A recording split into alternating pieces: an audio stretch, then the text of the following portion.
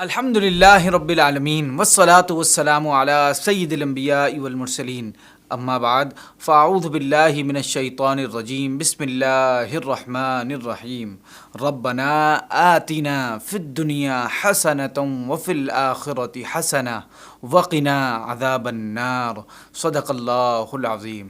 ناظرین، قرآن مجید کی جو آیت پاک میں نے ابھی تلاوت کرنے کی سعادت حاصل کی ہے، یہ سورہ بقرہ کی آیت نمبر 201 ہے، جس کا ترجمہ ہے: اے ہمارے رب، ہمیں دنیا میں بھلائی عطا فرما اور ہمیں آخرت میں بھی بھلائی عطا فرما اور ہمیں دوزخ کے عذاب سے بچا۔ یہ ان پیاری دعاؤں میں سے ایک دعا ہے جو ہمارے نبی پاک صلی اللہ علیہ وسلم بھی کثرت سے مانگا کرتے تھے۔ حضرت انس بن مالک رضی اللہ تعالیٰ عنہ بخاری شریف کی ایک روایت میں فرماتے ہیں کہ نبی کریم رؤوف الرحیم صلی اللہ تعالیٰ علیہ وسلم اکثر یہ دعا مانگا کرتے تھے۔ ناظرین، اگر غور کیا جائے تو بڑی آسانی سے ہم پر یہ کلیئر ہو جائے گا کہ یہ دعا بہت ساری دعاؤں کو اپنے اندر چھپائے ہوئے ہے اور تھوڑے الفاظ میں دین و دنیا کی تمام بھلائیاں اس میں مانگی گئی ہیں۔ اگر ہم اس دعا میں شامل دعاؤں کو کھول کر الگ الگ پڑھنا شروع کریں تو وہ کافی ساری دعائیں بن جائیں گی۔ مثال کے طور پر ہم صرف اس دعا کے پہلے حصے کو لے کر بات کریں گے تو بھی اس کی کئی دعائیں شامل ہو جاتی ہیں۔ فار ایگزامپل، اے اللہ، مجھے ایسی دنیا عطا فرما جو مجھے فتنے میں مبتلا نہ کرے۔ اے اللہ، مجھے ایسی دنیا عطا فرما جو مجھے تجھ سے دور نہ کرے۔ اے اللہ، مجھے ایسی دنیا عطا فرما جو مجھے مدینے والے کی غلامی سے نہ نکالے۔ اے اللہ پاک، مجھے ایسی دنیا عطا فرما جو مجھے اولیاء کی محبتوں سے دور نہ کرے۔ اے اللہ پاک، مجھے ایسی دنیا عطا فرما جو مجھے ماں باپ کی نافرمانی میں مبتلا نہ کرے۔ اے اللہ، مجھے ایسی دنیا عطا فرما جو مجھے گناہوں میں مبتلا نہ کرے۔ مجھے ایسی دنیا عطا فرما جو میری جنریشنز کے کام آئے۔ اے اللہ پاک، مجھے ایسی دنیا عطا فرما جو سیفٹی والی، رحمت والی، برکت والی ہو۔ اے اللہ، مجھے ایسی دنیا عطا فرما جو پیسفل ہو، پریشانیوں سے دور ہو۔ اے اللہ پاک، مجھے ایسی دنیا عطا فرما جو بہترین، لاجواب اور نہ ختم ہونے والی ہو۔ اے اللہ، مجھے ایسی دنیا عطا فرما جس میں برکت، وسعت اور عافیت ہو۔ اور اسی طرح کی کئی مزید دعائیں بھی نکالی جا سکتی ہیں۔ سبحان اللہ، یوں ہی دعا کے اگلے حصے میں بھی غور کریں تو بھی سینکڑوں دعائیں نکالی جا سکتی ہیں۔ یہ سب باتیں کرنے کا مقصد آپ کو یہ بتانا ہے کہ یہ دعا کتنی ساری دعاؤں کو اپنے اندر لیے ہوئے ہے۔ یہ قرآن پاک کی اسپیشلٹی ہے کہ کم الفاظ میں بہت ساری چیزوں کا ذکر ہو جاتا ہے۔ ایک بات یہاں بتانا ضروری ہے کہ اس دعا میں پہلے دنیا کی بھلائی مانگی گئی ہے اور بعد میں آخرت کی بھلائی۔ اس سے یہ مطلب بالکل نہیں نکالا جا سکتا کہ پہلے دنیا کی کمائی کرنی چاہیے پھر آخرت کی تیاری کرنی چاہیے۔ لیکن اس بات کا مطلب یہ بھی نہیں کہ مسلمان دنیا کی بھلائی کی دعا ہی نہیں کر سکتا، بلکہ کر سکتا ہے۔ بلکہ اگر دنیا کی بھلائی کی دعا اس لیے مانگے کہ میں فائنینشلی مضبوط ہو جاؤں تو دین کا کام کرنا آسان ہو جائے گا، تو یہ دعا کرنے پر بھی ثواب ملے گا انشاءاللہ عز و جل۔ ہاں، دنیا کو اتنا زیادہ مانگنا کہ آخرت کو بھلا ہی دیا جائے تو ایسا بھی نہیں کرنا چاہیے کہ اسلام ایسی تعلیم نہیں دیتا، بلکہ ہر چیز میں بیلنس، اعتدال، میانہ روی رکھنی چاہیے۔ اللہ پاک قرآن پاک میں ارشاد فرماتا ہے کہ من کان یرید العاجلۃ عجلنا له فیها ما نشاء لمن نرید ثم جعلنا له جہنم یصلاها مذموما مدحورا ومن اراد الآخرۃ وسعى لها سعیها وهو مؤمن فاولئک کان سعیهم مشکورا۔ صدق اللہ العظیم۔ ترجمہ: جو جلدی والی دنیا چاہتا ہے تو ہم جسے چاہتے ہیں اس کے لیے دنیا میں جو چاہتے ہیں جلد دے دیتے ہیں، پھر ہم نے اس کے لیے جہنم بنا رکھی ہے جس میں وہ مذموم، مردود ہو کر داخل ہوگا، اور جو آخرت چاہتا ہے اس کے لیے ایسی کوشش کرتا ہے جیسی کرنی چاہیے اور وہ ایمان والا بھی ہو، تو یہی وہ لوگ ہیں جن کی کوشش کی قدر کی جائے گی۔ یہاں ایک اور بات بھی ذہن میں رکھنے والی ہے کہ یہ دعا نبی کریم صلی اللہ علیہ وسلم اس لیے مانگا کرتے تھے کہ امت انہیں دیکھ کر یہ دعا مانگا کرے، کیونکہ اس طرح وہ ایک چھوٹے سے جملے میں بہت ساری دعائیں مانگنے میں کامیاب ہو جائیں گے، کیونکہ آگ کے عذاب سے بچنے کی دعا وہ مانگے گا جس سے گناہ کا ہونا ممکن ہو، جسے آگ کے عذاب یعنی جہنم کا ڈر ہوگا، جبکہ انبیاء تو معصوم ہوتے ہیں، ان سے کسی بھی قسم کا گناہ کا ہونا ممکن ہی نہیں بلکہ سوچا بھی نہیں جا سکتا۔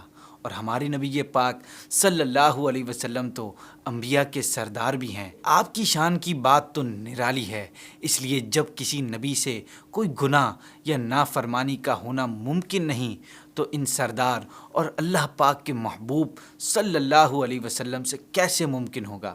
بلکہ ہم تو خود ان سے دین و دنیا کی بھلائی مانگتے ہیں کہ ہمارے نبی پاک صلی اللہ علیہ وسلم کرم فرمائیں تو ہمیں بھی دین و دنیا اور آخرت کی بھلائیاں دے سکتے ہیں۔ شیطان اس بارے میں بعض دفعہ ذہنوں میں وسوسہ ڈالتا ہے کہ یہ درست نہیں ہے، جبکہ اسلامی تعلیمات دیکھی جائیں تو معلوم چلتا ہے کہ اللہ پاک کے انبیاء علیہم الصلاۃ والسلام اور اولیاء کرام سے دین اور دنیا کی بھلائیاں طلب کرنا بھی جائز ہے، کیونکہ اللہ پاک کے یہ نیک بندے اللہ کی عطا سے دین اور دنیا کی بھلائیاں دے سکتے ہیں۔ اب یہاں ہم صرف صحابہ کرام علیہم الرضوان کی سیرت میں موجود اس کی بے شمار مثالوں میں سے چند مثالیں آپ کے سامنے رکھتے ہیں، تاکہ یہ بات ظاہر ہو جائے کہ اللہ پاک کے علاوہ کسی اور سے دین یا دنیا کی بھلائیاں طلب کرنا صحابہ کرام کا طریقہ رہا ہے۔ چنانچہ حضرت ربیعہ بن کعب رضی اللہ تعالیٰ عنہ سے مروی ہے، انہوں نے کہا کہ رسول اللہ صلی اللہ علیہ وسلم کے ساتھ رات گزارتا تھا تو میں وضو کا پانی اور آپ کی ضرورت کی چیزیں مسواک وغیرہ لایا تو حضور صلی اللہ علیہ وسلم نے فرمایا کہ جو چاہو مجھ سے مانگ لو۔ تو میں نے کہا میں جنت میں آپ کی خدمت گزاری مانگتا ہوں۔ تو حضور صلی اللہ علیہ وسلم نے فرمایا کہ کیا اس کے علاوہ اور کوئی چیز نہیں؟ تو میں نے کہا کہ بس یہی مانگتا ہوں۔ اس حدیث پاک سے ثابت ہوتا ہے کہ حضور صلی اللہ علیہ وسلم سے اپنی حاجتوں اور ضرورتوں کو طلب کرنا اور اپنی مرادوں کو حضور سے مانگنا بلا شبہ جائز اور درست ہے۔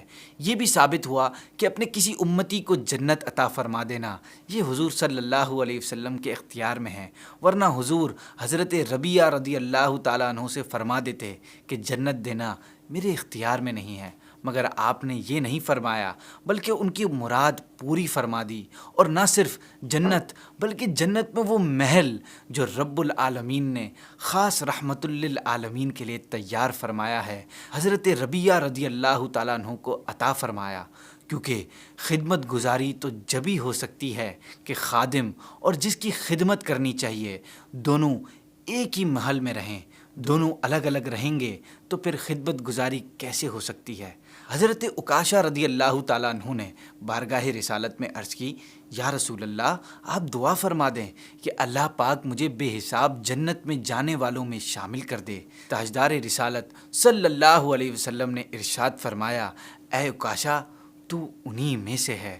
یہ تو وہ حدیثیں بیان کی جس میں صحابہ کرام علیہم الرضوان نے حضور اکرم صلی اللہ علیہ وسلم سے آخرت کی بھلائی طلب کی۔ اس سے بھی آگے بڑھیں اور دیکھیں کہ اس وقت کیا ہوا جب کھجور کے ایک تنے سے نبی اکرم صلی اللہ علیہ وسلم نے فرمایا کہ اگر تو چاہے تو میں تجھے اس باغ میں لوٹا دوں جہاں تو تھا، اور اگر تو چاہے تو میں تجھے جنت میں لگا دوں تاکہ جنت میں تیرے پھل اللہ پاک کے اولیاء کھائیں۔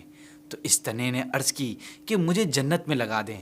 اس پر نبی پاک صلی اللہ علیہ وسلم نے فرمایا میں نے ایسا کر دیا، یعنی تجھے جنت میں لگا دیا۔ سبحان اللہ، یہ وہی درخت ہے جس پر سرکار صلی اللہ علیہ وسلم ٹیک لگا کر خطبہ ارشاد فرماتے تھے۔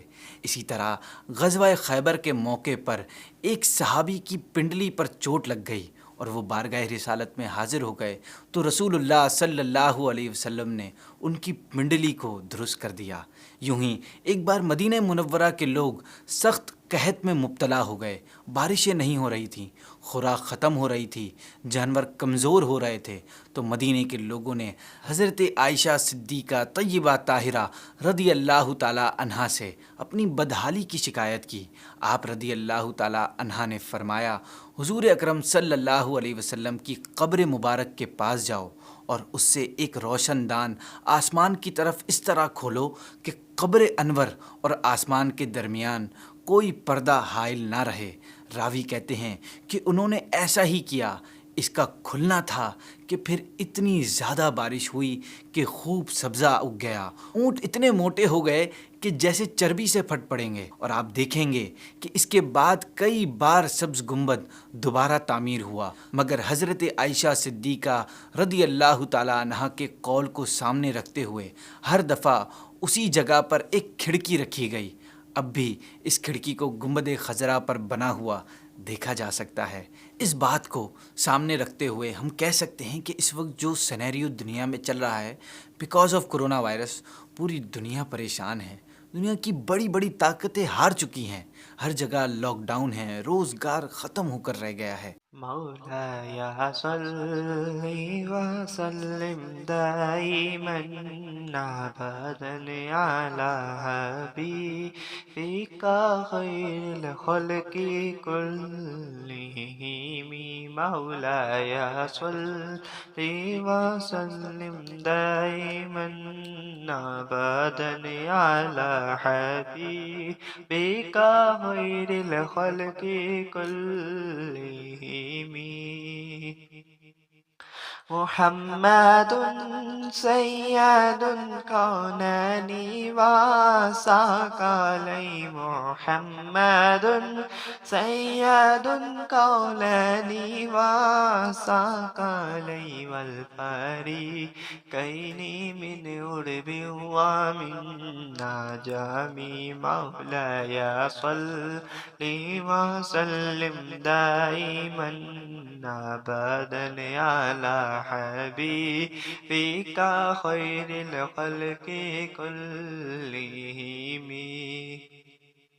هو الحبيب الذي ترجى شفاعته هو الحبيب الذي ترجى شفاعته لكل هول من الأهوال مقتحم مولاي صل وسلم دائما أبدا على حبيبك خير الخلق كلهم فاق النبيين في خلق وفي خلق فاق النبيين في خلق وفي خلق ولم يدانوه في علم ولا كرم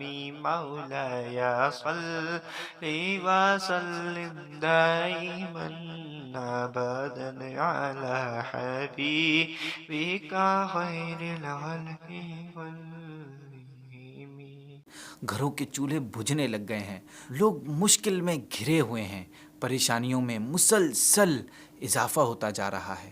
آمدنی کا کوئی ذریعہ نہ ہونے کی وجہ سے لوگ اپنے بچوں کی بھوک مٹانے کے لیے، راشن لینے کے لیے لائنوں میں کھڑے ہو کر دھکے کھا رہے ہیں۔ میرا واقعی مشورہ ہے آپ لوگوں کو کہ اس وقت دنیا کے حکمرانوں کو یہ کرنا چاہیے کہ حضور صلی اللہ علیہ وسلم کی بارگاہ میں جا کر مدد طلب کرنی چاہیے۔ مجھے اللہ پاک کی رحمت سے پوری امید ہے، اللہ پاک اپنے محبوب کے صدقے دنیا سے اس وبا کو ختم فرمائے گا، اور ایک بار پھر حرمین شریفین اور پوری دنیا کی رونقیں واپس لوٹائیں گی، مشکلات ختم ہوں گی، کاروبار زندگی دوبارہ چلنے لگے گا، مسکراہٹیں واپس آ جائیں گی۔ اسی امید کے ساتھ آئیے آخر میں ایک بار پھر رسول اکرم صلی اللہ علیہ وسلم کی تعلیم کردہ دعا اللہ پاک کی بارگاہ میں مانگتے ہیں کہ ربنا آتنا فی الدنیا حسنہ وفی الآخرۃ حسنۃ وقنا عذاب النار۔ اے ہمارے رب، ہمیں دنیا میں بھلائی عطا فرما اور ہمیں آخرت میں بھی بھلائی عطا فرما اور ہمیں دوزخ کے عذاب سے بچا۔ آمین۔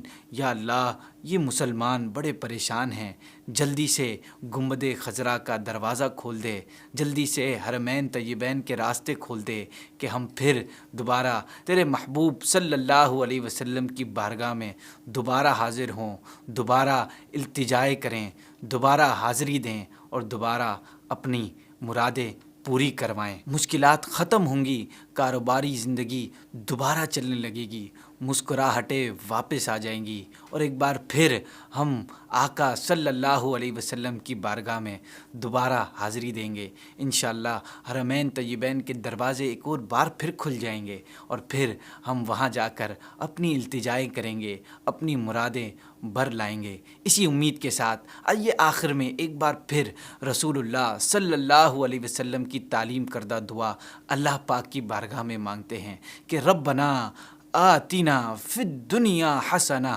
وفی الآخرۃ حسنۃ وقنا عذاب النار۔ اے ہمارے رب، ہمیں دنیا میں بھی بھلائی عطا فرما، ہمیں آخرت میں بھی بھلائی عطا فرما اور ہمیں دوزخ کے عذاب سے بچا۔ آمین۔ اسی امید کے ساتھ اس دعا کو مانگیں، انشاءاللہ آپ کی دنیا بھی اچھی ہوگی، آپ کی آخرت بھی اچھی ہوگی اور انشاءاللہ آنے والی ہر مشکلیں، ہر بلائیں ٹل جائیں گی۔